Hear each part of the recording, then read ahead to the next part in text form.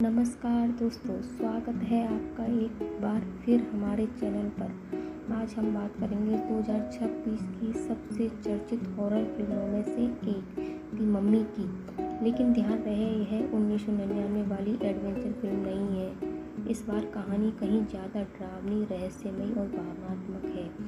तो lights off कर लीजिए, हेडफोन लगा लीजिए और तैयार हो जाइए एक ऐसी कहानी के लिए जहां हजारों साल पुराना शराब एक मासूम बच्ची की ज़िंदगी बदल देता है।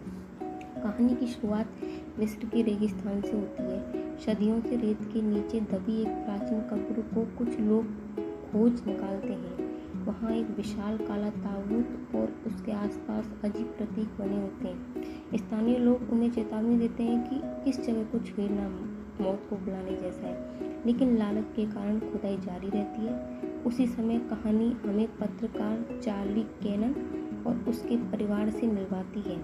चार्ली अपनी पत्नी और बेटी केटी के साथ सामान्य जीवन जी रहा होता है, लेकिन एक दिन केटी अचानक रहस्यमय तरीके से गायब हो जाती है। पुलिस, सेना और चार्ली उसे हर जगह खोजते हैं, मगर उसे उसका कोई सुराग नहीं मिलता है।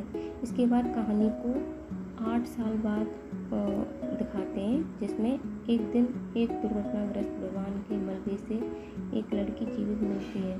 पहचान होने पर पता चलता है कि वह केटी है। पूरा परिवार खुशी से भर जाता है, लेकिन यह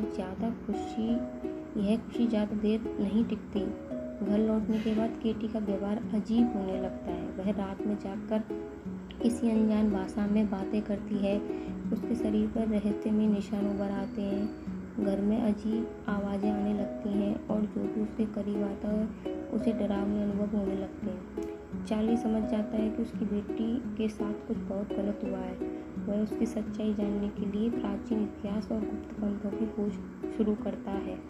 धीरे धीरे उसे पता चलता है कि हजारों साल पहले एक बेहद शक्तिशाली दानव को रोकने के लिए उसे एक इंसानी शरीर में कैद किया गया था। हर कुछ वर्षों में उस दानव के लिए एक नया शरीर चुना जाता है ताकि वह पूरी तरह आज़ाद ना हो सके।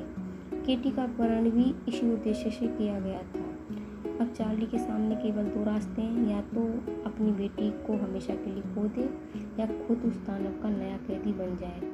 फिल्म का तनाव यहीं से बढ़ता जाता है। चार्ली को महसूस होता है कि केटी पूरी तरह दानव के नियंत्रण में नहीं है। वह मोर्स कोड के जरिए अपने पिता से मदद मांग रही है। यह फिल्म के सबसे भावुक पलों में से एक है। आखिरकार अंतिम अनुष्ठान शुरू होता है। चार्ली अपनी बेटी को बचाने के लिए बिना सोचे समझे खुद को दानव के हवाले कर देता है। दानव केटी का शरीर छोड़कर